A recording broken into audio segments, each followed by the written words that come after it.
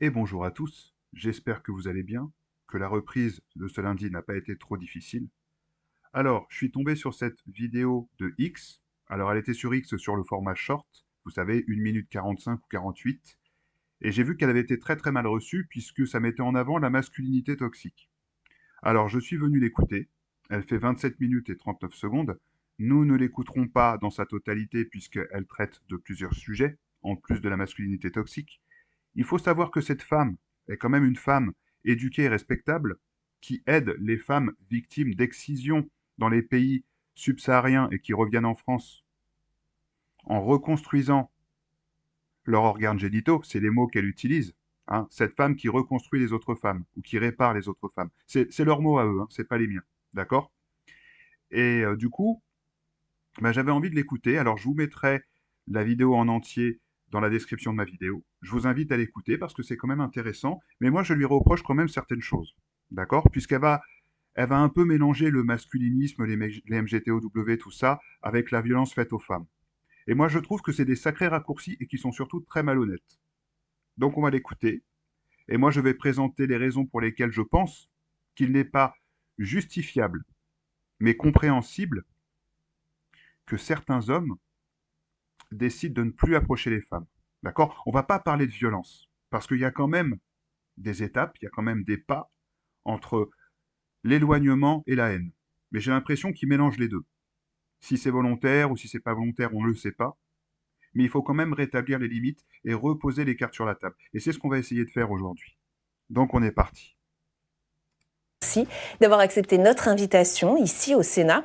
Pardon de commencer peut-être de façon un peu négative, mais on a le sentiment que même en parlant beaucoup et tous les jours dans les médias, au cinéma, à la radio, à la télé, les violences faites aux femmes, loin de cesser, augmentent. Est-ce que vous faites vous aussi ce constat amer?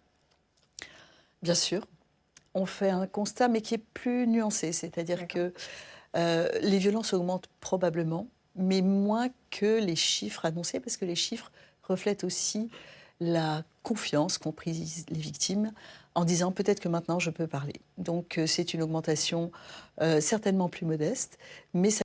Et vous voyez, le premier truc que je lui reproche, c'est là, puisqu'elle dit probablement.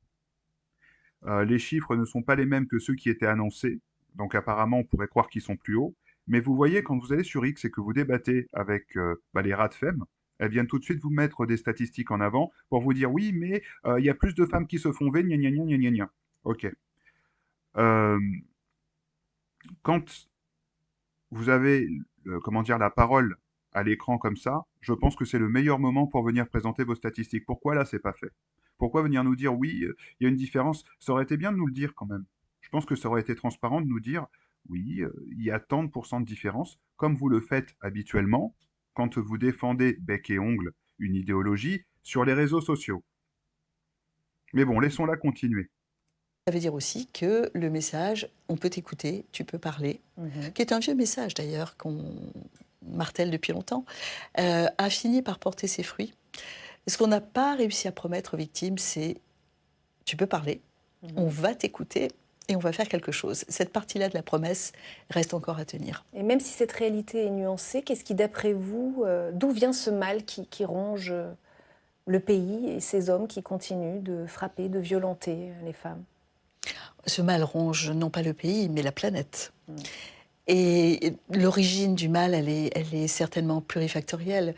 Elle est certainement liée à une vision du monde qui a été construite par des hommes, pour des hommes, depuis des milliers d'années. Il y a eu des moments, je pense, où la société a été plus portée par les femmes, avec peut-être plus d'égalité. Mais petit à petit, on a le sentiment que les hommes s'étant attribué tout ce qui était à l'extérieur, le pouvoir, la cité, les lois, aux femmes, il restait la maison, les enfants, le care. Et ça fait très longtemps que c'est comme ça. Donc, Alors ça, c'est un peu un discours que je pense être recyclé. Et elle dit à un moment, l'égalité a été portée, et les femmes ont porté, et tout ceci, tout cela. Euh, Moi, j'aimerais revenir avec les statistiques de fin 2025 sur ce que je pense avoir de l'importance quand on parle de support de la société. D'accord. Tous les rôles qui soutiennent et qui supportent ou qui portent la société. puisque c'est de ça qu'elle parle, je pense.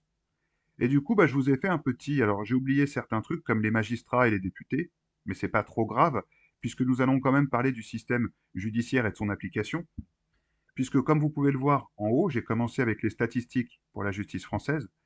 Euh, Vous avez 7 900 juges et 70% de femmes. 2 227 procureurs et 63% de femmes. Vous voyez tous ces postes, les assistantes sociales, les avocats, tous ces trucs qui ont de l'importance et qui contribuent à la justice dans notre pays est majoritairement tenu par les femmes. Et quand vous allez tout en bas, on ne va pas regarder toute la liste, on ne va pas énumérer toute la liste un par un parce que ça nous prendrait du temps. Vous regardez tout en bas la comparaison totale des métiers techniques dangereux et indispensables au maintien des infrastructures et à la réparation et à la création des infrastructures qui sont nécessaires au bon fonctionnement de la société, hein, parce que c'est important quand même. Les routes, les canalisations, l'électricité, la communication. Vous savez, par exemple, les câbles pour la fibre, ça passe sous l'eau. Bah, maintenir et faire en sorte que ces câbles-là ne s'usent pas et qu'ils continuent de fonctionner pour que tout le monde puisse avoir la fibre et Internet. Il faut qu'il y ait des plongeurs qui descendent. C'est dangereux et il faut un sacré entraînement. Vous comprenez? Et bah, tous ces métiers-là, c'est 95 à 98% des hommes. Vous regardez la propreté urbaine, c'est 1 à 5% des femmes. Et pourtant, ce job-là, qui est quand même très mal payé pour ce que c'est, puisque vous vous levez à 3h30, 4h du matin pour aller travailler et faire en sorte que les rues soient propres avant que tout le monde se lève, il n'y a que 1 à 5% de femmes. Tout le reste, donc tout ce qui est maintenance, tout ce qui est maintien, réparation des infrastructures, donc qui est le boulot difficile, ce sont les hommes. Et tout ce qui est décisionnaire, tout ce qui est pouvoir décisionnaire, tout ce qui est application des lois, ce sont des femmes. Donc quand elle vient nous dire ça, bah, j'ai un peu de mal quand même à voir le côté égalitaire. Elle qui voulait la parité partout, bah, on peut voir que bah, la parité n'est pas partout, hein. Si on voulait vraiment du 50-50, si elles voulaient vraiment du 50-50, elles auraient poussé les gens, elles auraient poussé les femmes à aller travailler dans des métiers tels que, par exemple, bah, la propreté urbaine. Mais on n'entend jamais ce discours. C'est toujours la parité dans les, comment dire, les métiers à responsabilité. Pour changer la donne, je pense qu'il faut aussi du temps, mais il faut une volonté politique et sociale très très très forte, et puis de l'argent, ce qui est une partie du problème.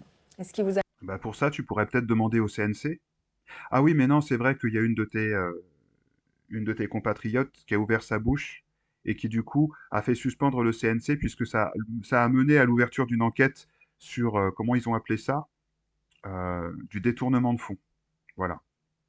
Mais le CNC aurait pu financer ça. Ou peut-être même que le CNC aurait pu financer autre chose dont nous parlerons plus tard. arrive de vous sentir découragé, vous?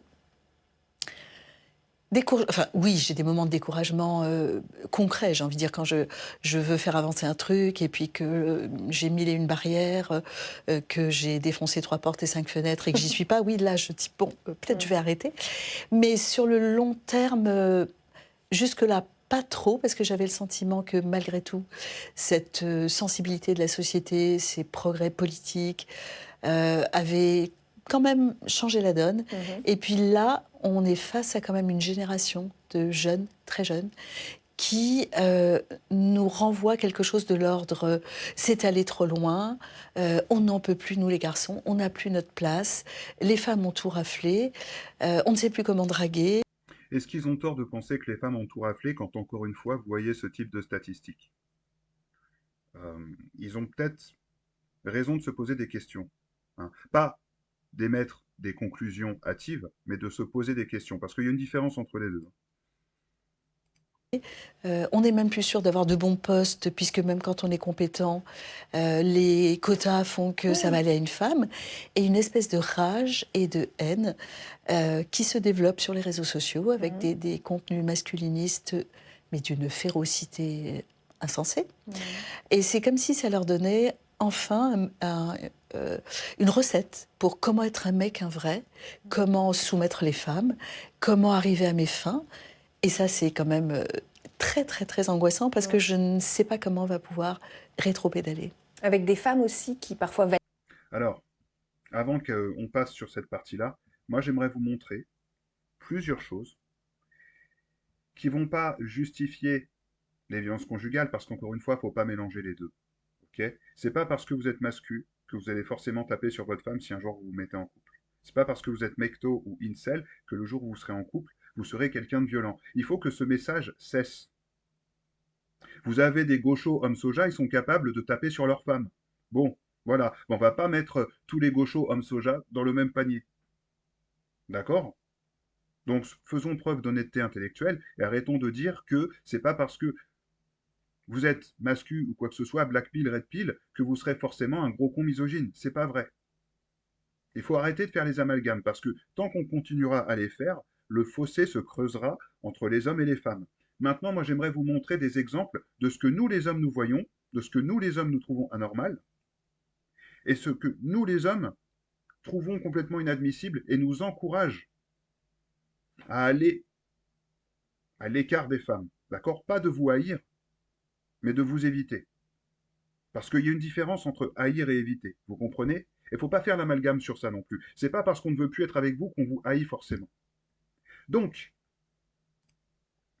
nous avons ce spécimen tropical de la Zawa Prod, Moufette, qui nous dit qu'il trouve que ce serait normal que certaines personnes puissent faire des sucettes lollipop pour avoir de la drogue ou je sais plus quoi, du cannabis ou je sais plus quoi. Et que les femmes devraient pouvoir le faire. Ensuite, nous avons le même oiseau tropical, avec un plumage différent, qui vient nous dire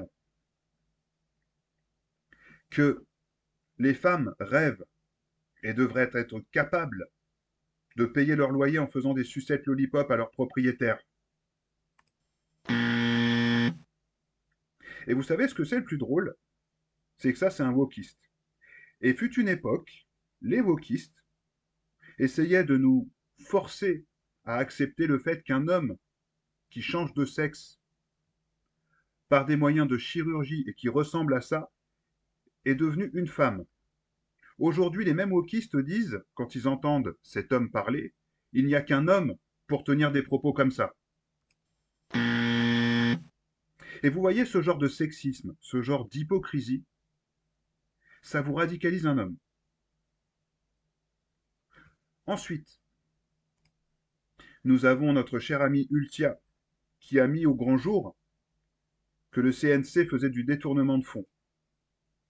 Et ça aussi, de voir des femmes au pouvoir comme ça ouvrir leur bouche de cette façon, risque d'offusquer un homme, surtout celui qui paye ses impôts, tu vois, et qui a du mal en plus, qui est au SMIC, et qui a du mal à survivre, qui a du mal à filer à bouffer à ses enfants. Quand il entend ça, ah bah là, lui, il va être en colère. Vous comprenez? Quand un homme, il ouvre X, et qu'au moins 2 à 3 fois par jour, il tombe sur ce genre de vidéo, d'accord? Alors vous me direz, c'est en Angleterre, c'est... Ok, vous avez parlé d'un problème mondial, donc nous vous parlons du même problème mondial. Et qu'on voit ce genre de femme faire ce genre de visage et de sourire de psychopathe quand elle vous dit comment je me suis senti après avoir giflé un homme dans la face pour la première fois après qu'il ait dit quelque chose de stupide. Je pense que je fais exactement la même vidéo et j'aurai un rendez-vous galant non consenti avec Aurore Berger. Ou alors,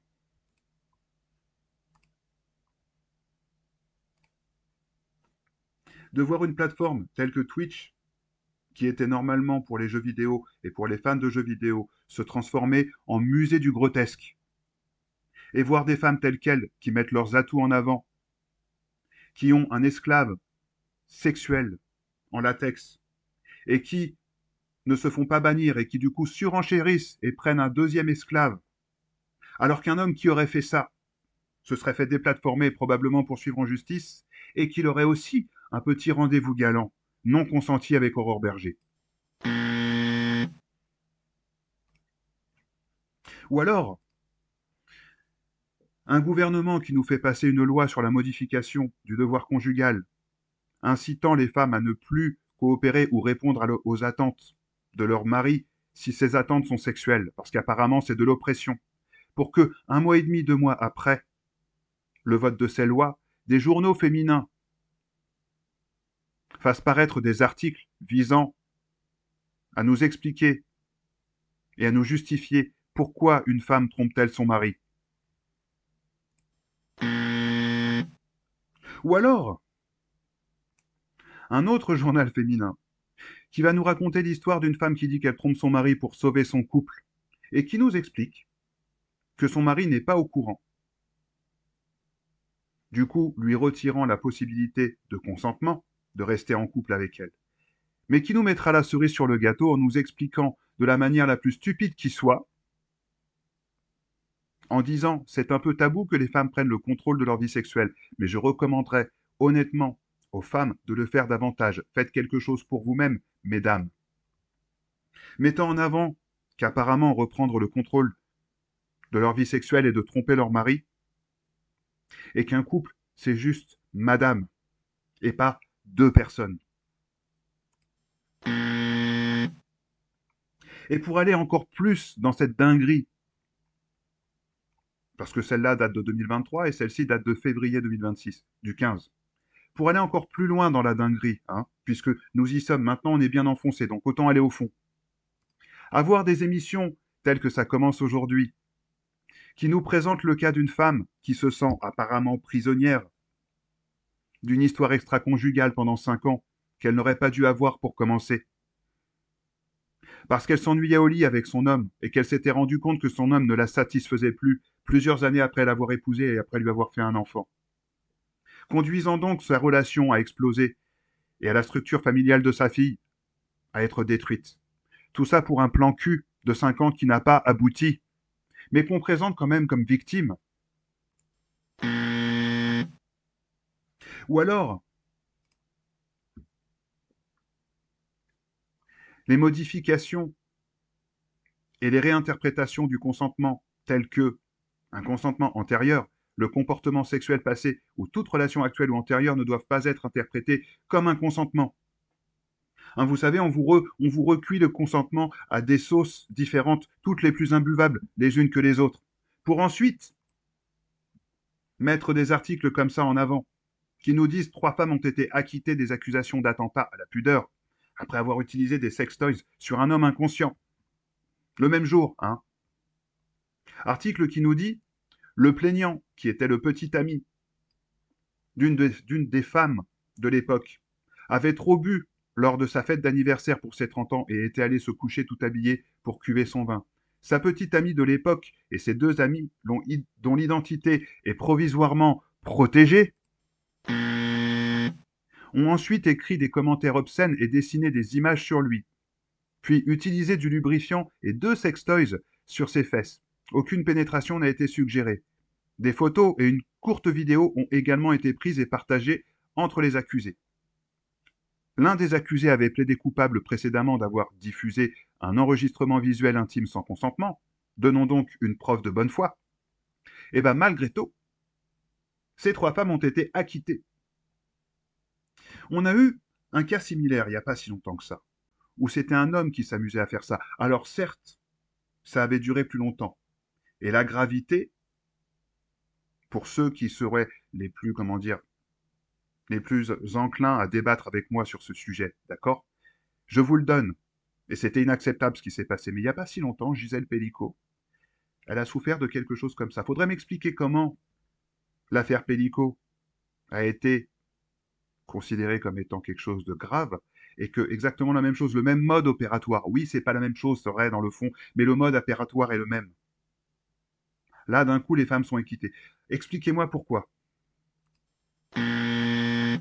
Et pour finir, puisque nous parlons de la violence faite aux femmes, et dans sa vidéo, cette dame nous dira elle-même qu'elle est consciente que des hommes souffrent de violences conjugales, mais que ce n'est pas le moment. Et en fait, c'est jamais le moment d'en parler. C'est ça le problème, c'est que ça fait 30 ans qu'on nous dit c'est pas le moment de parler des violences conjugales faites aux hommes.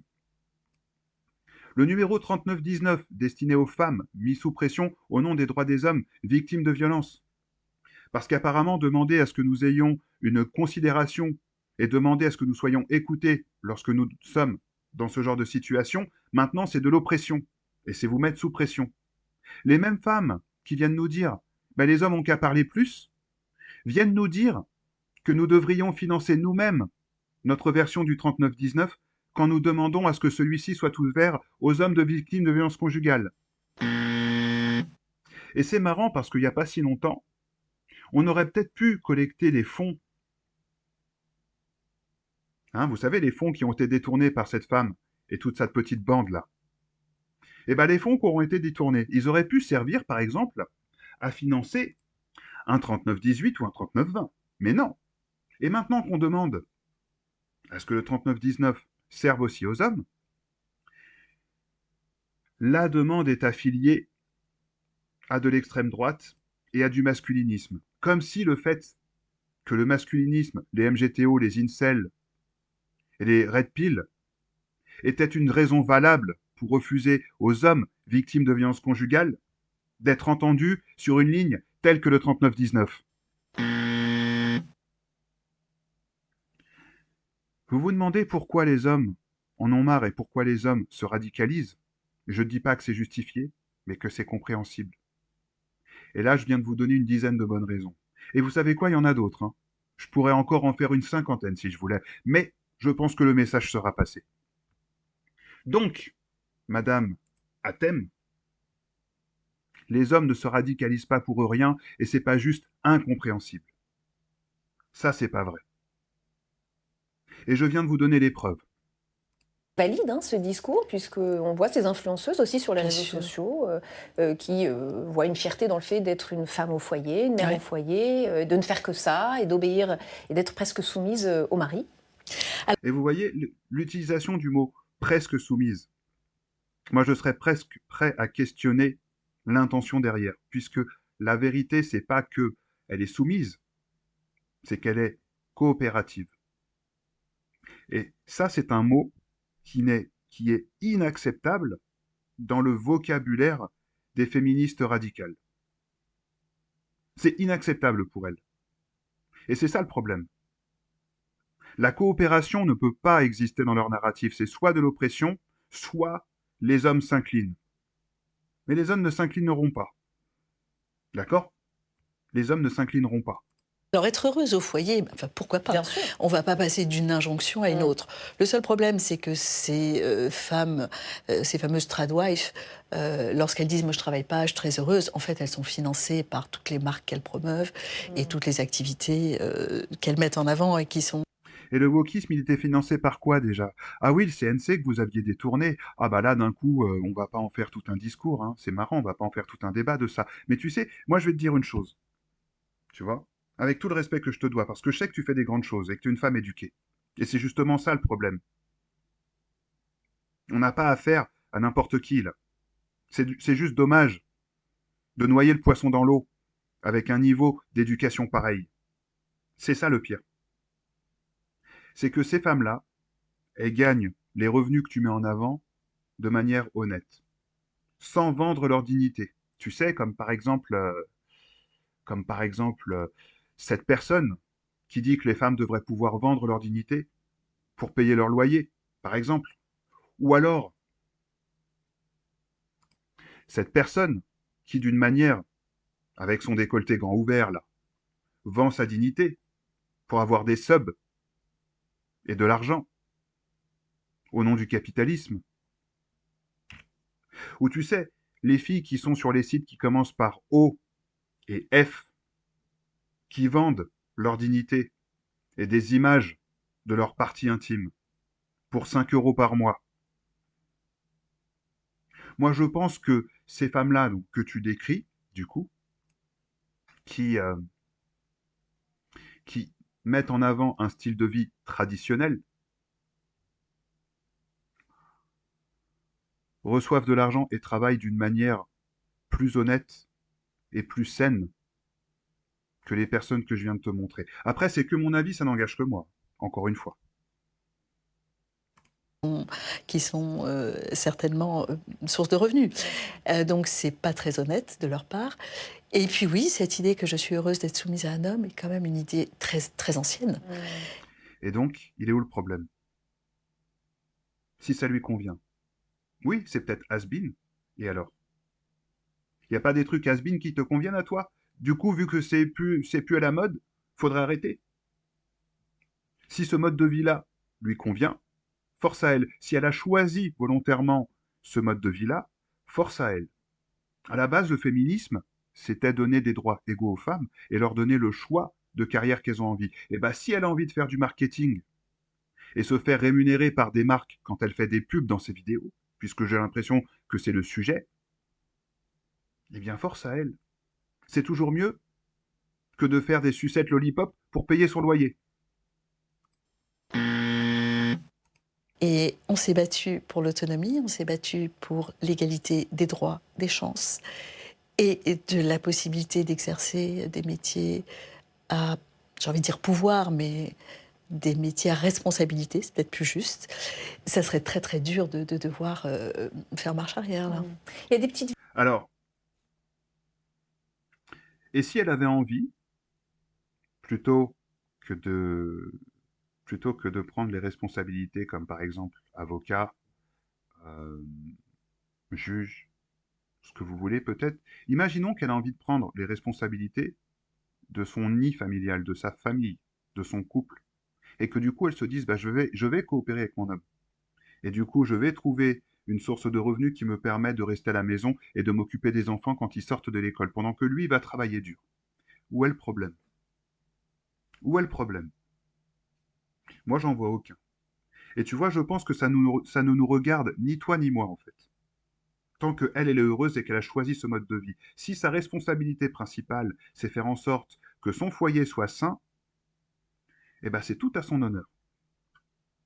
victoires aussi pour vous au quotidien, des cas très concrets que vous rencontrez ou qui vous redonnent espoir ou qui vous font dire que ça va aller, on va y arriver. Il y a aussi des victoires politiques, je pense au vote au Sénat sur la fin du devoir conjugal. Toutes ces petites victoires mises bout à bout vous aident aussi à continuer Bien sûr, on voit bien que le problème est plurifactoriel et la solution sera multiple. Donc chaque petite victoire est un message d'espoir sur le chemin. Après, ce qui manque, c'est la cohérence, la coordination, une direction. À la cohérence, c'est sûr que ça manque. Il n'y a qu'à regarder la gueule de cet article. Un consentement antérieur, ça veut dire quoi? Ça veut dire que 5 jours, 10 jours plus tard, elle pourra regretter d'avoir fait la chose et que du coup, elle n'aura plus aucune agentivité et qu'elle pourra dire qu'elle s'est sentie voilée. J'ai failli dire le gros mot. Vous savez, les gros mots sur YouTube, comment ça se passe? Ça se passe comme ça. Merci beaucoup, tronche de merde, casse-couille, putain de saloperie d'enculé de machine à la moelle. De 5 crédits pour infraction répétée au code de moralité du langage. C'est ça pour vous l'évolution? Retirer l'agentivité aux femmes? Les mettre en situation de victime quand ça les arrange et en situation de supériorité quand ça les arrange? C'est ça le progrès pour vous? Ou alors, est-ce que le progrès, c'est ça? C'est lui? C'est ça le progressisme? Bah vous pouvez vous le garder, hein, honnêtement. Donc oui, vous manquez de cohérence. Ça, vous manquez vraiment de cohérence. Et c'est le problème, justement, et c'est pour ça que ça va nulle part et que le fossé continue de se creuser. Vraiment global, chacun y va de sa petite avancée, dans la justice, dans la police, dans la santé. Moi, j'ai pas encore de vision très globale de comment ça pourrait être traité politiquement. Oui, voilà, avec vraiment des moyens et une volonté dans tous les domaines, puisque tous les domaines sont impactés par la violence, que ce soit l'éducation, la santé, l'hébergement, le droit du travail, la justice, la police. Il y a plusieurs ministères concernés. Et il n'y a pas encore de coordination interministérielle. Votre combat, votre engagement, votre quotidien, on fait... Et maintenant, ils vont parler de ce qu'elle fait, hein, encore une fois, ce qui est honorable, puisqu'elle s'occupe de femmes victimes d'excision dans les pays subsahariens et qui reviennent en France, et elle leur reconstruit cette partie-là très spécifique. Donc, bravo à elle pour ça. Mais, moi, j'ai quand même du mal à accepter son discours sur le fait qu'elle mélange un peu tout, en fait, de mon point de vue. Peut-être qu'après, je comprends mal, et peut-être qu'elle avait une contrainte de temps, et qu'en 27 minutes, ils lui ont pas laissé assez de temps pour vraiment développer le sujet. Mais il faut arrêter de croire que les mectos, les incels, les red pill, tout ça, les mascus sont forcément des mecs violents. Et je trouve que c'est vraiment très très malhonnête, que c'est un raccourci énorme que de mettre ça au même niveau que les violences conjugales faites aux femmes ou les voiles ou tout ça. Parce que c'est pas vrai. Pour la plupart des mascus, maintenant, ils vous disent occupez-vous de vous, éloignez-vous des femmes parce que ça ne vaut plus le coup. On est loin de voilez-les, battez-les. Ça, c'est pas vrai, c'est pas nous, ça. C'est peut-être une autre démographique, mais ça n'est pas nous. Du coup, voilà.